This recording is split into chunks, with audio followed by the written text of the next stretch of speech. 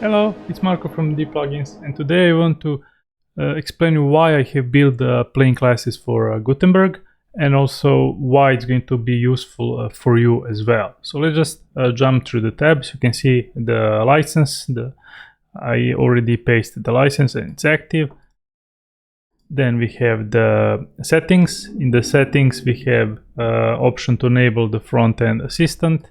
That's this one. So it's going to give you the classes. Also we have the option to set up the post types. So when the post type is saved, we actually fetch the classes from that current post. Then we have the scanner. We are going to go back to that one later on, and you can see here that we actually don't have any class when we start. We can import the classes like this. So if I do this, comma separated, Marco 1, and if I press, it's going to add the classes. But let's just remove those one. So I'm going to go to the pages, sample page. Actually, let's go to this one. And what you can see here is we have some design here. And what you can see here is when you press on the element and the element have the custom class, that's the same as if you go here and here, it's going to, you can see, it's going to update live. But since we have some classes here, I'm going to press the save post so you can see what is happening in the background. I mentioned that we have option to select the post types we want, and once we go here, you can see that we fetch the classes that were already on that page. And why that is useful. So you can see here that you have the, let me just reload it to fetch the classes. You can see here that we have the is style section, and you can see that you can actually choose another one, and you can actually explore to see, and you can see it's going to give you the idea right away what the theme is having. So let's just save it and let's go here, and you can see that we added style 3. It's automatically fetched. You can also remove all the classes. You can also import them by the comma separated. It can be per line, and then it can be from JSON file. Let's just save it once again here. So we fetch the classes, and you can just export the JSON, and it's going to be saved somewhere on your computer. So you can actually just delete them, and let's just JSON.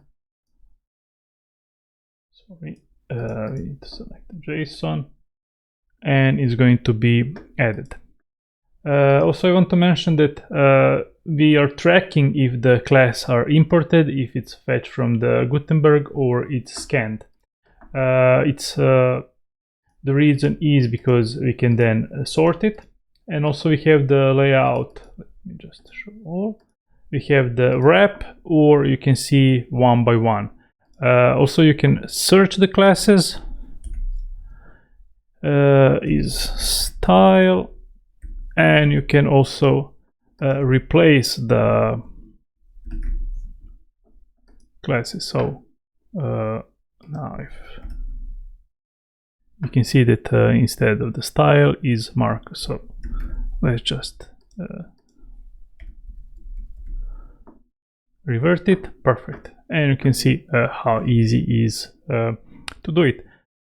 So you can import them by comma separated, per line, or per JSON. Also, if you want to export all those useful classes regarding if you add them as imported comma separated, or if they are fetched from the Gutenberg, maybe you just want to have them all as imported in the new project. So what we are going to do here is, let's just wrap it to have more space, delete, and if I import it now, sorry, you can merge them and add them as imported. So they were fetched from the Gutenberg, but now when I add them, they are imported. Maybe it's going to be useful for your next project if it's going to be easier to track it. And there is a couple of ways how you can actually deal with your utility framework, or the common is that you register your own CSS in a child theme or in a custom theme, and then you write some CSS, but who's going to remember all those classes? So if you have your utility framework, and what you can do, you can just paste it, import, and what you can see here is, if you go to the pages,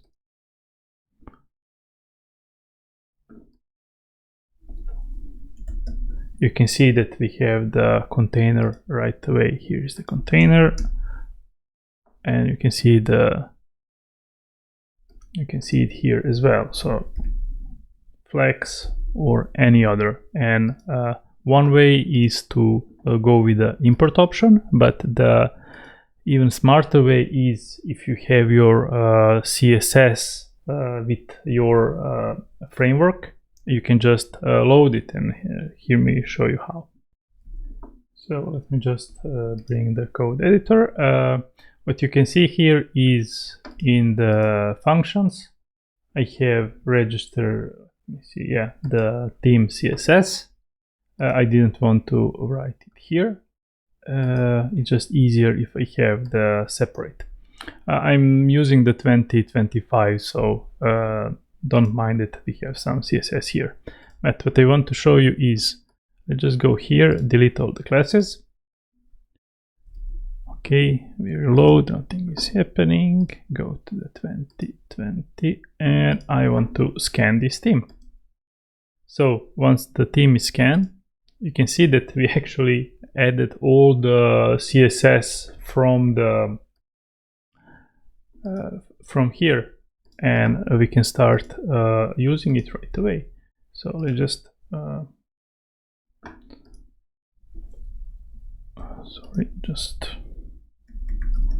button. Let's imagine that this is a button, so we can here add here, and then a button dark, and you can see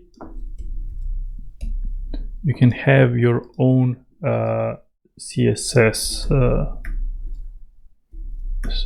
button primary, and you can see it's you don't need to remember any class, and it's applied right away. You have the autocomplete, and the best thing is if I, for example, now add one more class, this class is not going to have any values. Nevertheless, we just go here. It's remember that we are scanning this. Let's just do it here, and let's search for the Marco. Here is the class Marco. So you can expand your framework how you want, and it's going to automatically add all the classes. For now, we don't track the live changes here, but it's going to be even better in the next part of the tutorial. So we are now moving to the best part, and that's to automatically fetch the script organizer CSS file. We are going to do the integration with more plugins or the code snippet plugins. If you want it, please give us the like on the YouTube and comment what more code snippets you want to see or you use in your daily base, so we can add the integration for them, because we are a small team, so we kind of need to prioritize it. So let's move here, and before, let's just clean up the mess. So we are going to delete all the classes for the scanner. We'll just clean it. Perfect. And what you can see here is we have some utility or yeah, utility template, and I'm going to update it. Let's just clean it up a little. We don't need this one. And under the uploads, we are going to scan let's just scan all the CSS folders. So if we create more code snippets, it's going to fetch them automatically. But what I want to show you here is we automatically got all the classes that we created, and that was expected because what I have done is under the scan I selected the scan files, but what we are doing also in the background, we can fetch the script organizer post save, so we can regenerate it. Let's showcase it like this. So we have this, we are going to press save, and if I go here, you can see that classes are changed. They're not just added, they're actually scanned again, and everything that was changed, it was removed. So let me just show you this. You can see the list is smaller, but maybe you want to move from these values to t-shirt sizes. So it's a base, and this, the large. Perfect. So let's save it. And voila, what you can see is that just a second. Perfect. Okay, so what you can see here is that we changed from the values to the t-shirt sizes, and you can like this work in parallel. So you can have in one tab this, and in another tab you can have this one. So what you can see here is we have the padding, and then we have base. So we can add padding base, but for example, you maybe need X large to be 3 rem, and I'm going to close this one so it doesn't confuse you. So if I reload it, it's going to be padding X large. If you need to add one more, you can see how easily. So you don't actually need to have the Gutenberg plain classes in the background. You just need to reload it to fetch it. I'm going to work on the feature to automatically fetch without reloading as well, but you can see that padding X6, and it's working. So you automatically fetch everything. And you can see how this is going to be useful for you to have your own utility frameworks, or to fetch from the other frameworks as well, by just scanning the classes and having the automatic extraction from the framework, and to actually give you the autocomplete. So you don't need to remember the classes anytime. Beside this, I want to show you the quick update on the class assistant. So what we have here is you can, besides or as before, you can remove the classes. So you can see how it's going to behave. Or what you can also do is you can now see the values from the CSS to see what is overwriting. So you can automatically just toggle, and it's going to behave right away.